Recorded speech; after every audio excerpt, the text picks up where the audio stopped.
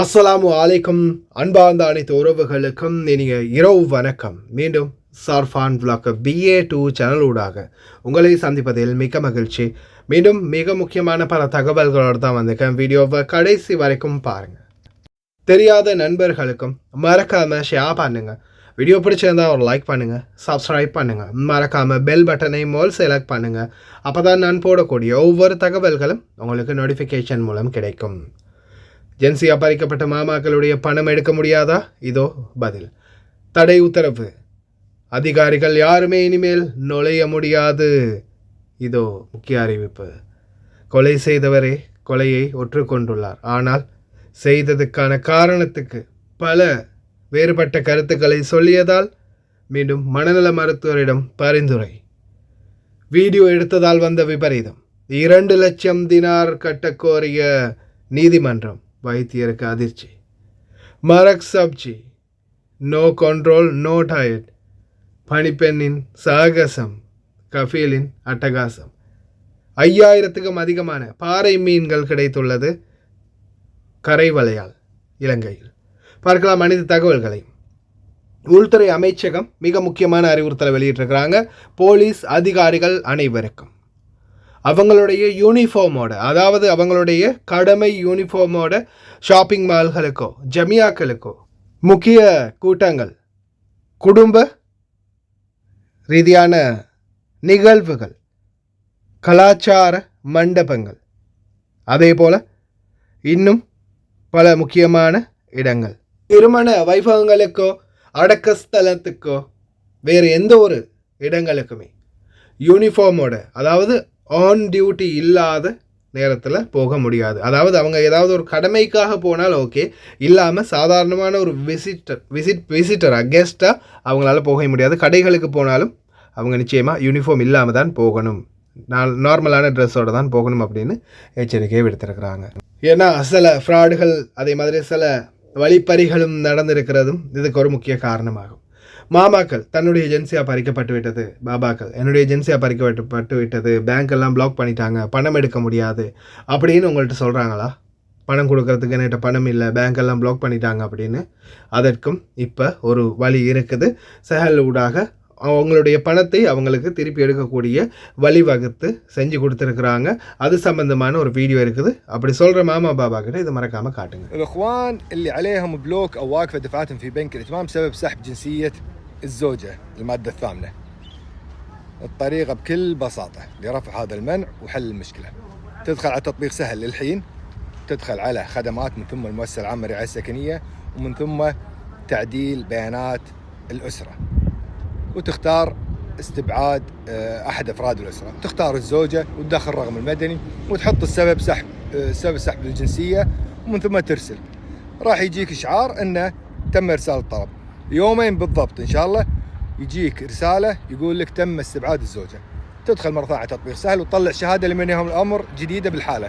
راح يكون الزوجة قبل كانت شريكة، الحين راح تكون لها حق السكن فقط. تاخذ هذه الشهادة وتوجه إلى بنك الائتمان للإدارة القانونية وتوقع عقد جديد، ومن ثم يرفعون عنك البلوك وترجع لك الدفعات. أسأل الله يبارك للجميع. ஹானி அல் மௌசூவி கொலை வழக்கில் திடீர் திருப்பம். குற்றவியல் நீதிமன்றத்துக்கு முன்னாடி குற்றவாளி தனது குற்றத்தை ஒப்புக்கொண்டுள்ளார். ஆனால் எங்களுக்கு இருவருக்கும் இடையே நடந்த சில வாக்குவாதத்தால் தான் நான் அவரை சுட்டு கொள்ள வேண்டியதாயிற்றது அப்படின்னு அந்த நபர் வாக்குமூலம் அளித்திருக்கிறாரு. அதுக்கு முன்னாடி எங்களுக்கு இடையே இருந்த ஒரு சிறிய இடப்பிரச்சனை, வாய்க்கால் தகராறு அப்படின்ற மாதிரி சொல்லியிருந்தார். இப்போ எங்களுக்கு இருவருக்கும் இடையேயான கருத்து முரண்பாடு காரணமாகத்தான் நான் அவரை சுட்டு கொண்டேன் அப்படின்னும் வெவ்வேறு விதத்தில் அவருடைய வாக்குமூலத்தை அளிச்சிருக்காரு. இப்போ கடைசியாக மனநல மருத்துவரிடம் பரிந்துரைச்சிருக்கிறாங்க. கொலை பண்ணினாலே அவங்க மனநலம் பாதிக்கப்பட்டவங்களாக மாறிடுறாங்க இந்த நாட்டில், இல்லையா? அடுத்ததா வீடியோவால் விபரீதமான சம்பவம். மகப்பேற்று வைத்தியர் ஒருவர் சத்திர சிகிச்சையின் போது வீடியோ எடுத்ததால், கவனியினத்தால் சத்திர சிகிச்சை பிழையானதால், மெடிக்கல் எரர் காரணமாக ஒரு பெண்ணுக்கு மகப்பேற்று முடியாத சூழலாகியதால் 2 லட்சம் தினார்களை நஷ்டஈடாக வழங்குமாறு வைத்தியருக்கு குற்றவியல் நீதிமன்றம் தீர்ப்பு விடுத்துள்ளது. இதோ தன்னுடைய கடமையை மீறி வீடியோவில் கவனம் செலுத்துபவர்கள் அனைவருக்கும் இது ஒரு சிறந்த பாடம். வேலை செய்யும்போது வீடியோ எடுக்கிறது தவிர்த்துக்கோங்க.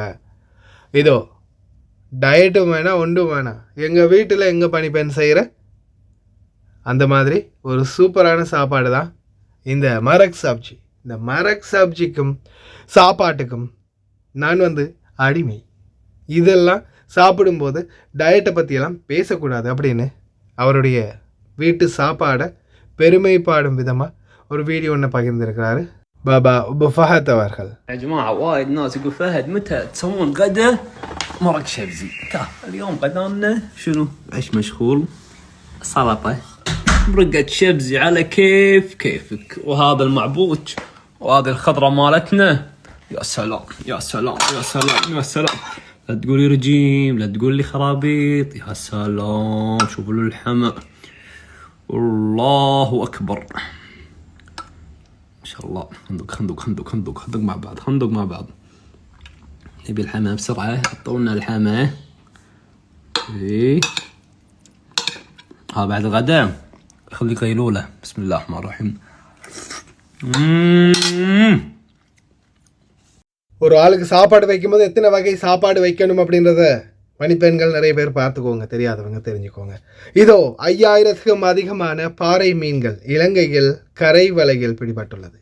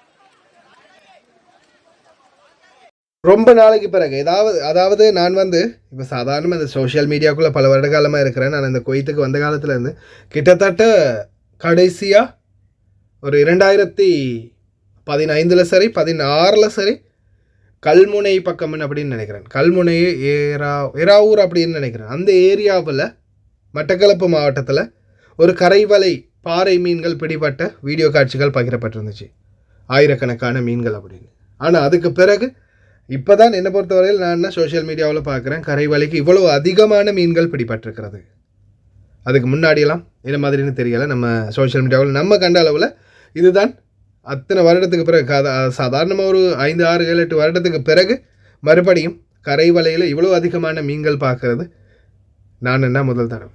நீங்கள் இதுக்கு முன்னாடியெல்லாம் பார்த்துருக்கீங்களா? அதுவும் இந்த கால பீரியடுக்குள்ளே, அதாவது சாதாரணமாக இலங்கையில் சில பிரச்சனைகள், கொரோனா இந்த மாதிரி காலகட்டத்துக்குள்ளே இருந்து இப்போதைக்கு வரைக்கும் இந்த மாதிரி காட்சிகள் ஏதாவது பார்த்தீங்களான்னு மறக்காமல் கமெண்டில் பதிவு பண்ணுங்கள். அதே மாதிரி ரொம்ப கவனமாக இருங்க, வேலையில் கவனம் செலுத்துங்க, வீடியோ எடுக்கிறதுல கவனத்தை குறைங்க, கவனமாக இருங்க. கடைசி வரைக்கும் பார்த்து எல்லாருக்குமே ரொம்ப நன்றி. தெரியாத நண்பர்களுக்கு மறக்காமல் ஷேர் பண்ணுங்கள். வீடியோ பிடிச்சிருந்தால் ஒரு லைக் பண்ணுங்கள், சப்ஸ்கிரைப் பண்ணுங்கள். இன்னொரு நல்ல வீடியோவில் சந்திக்கலாம்.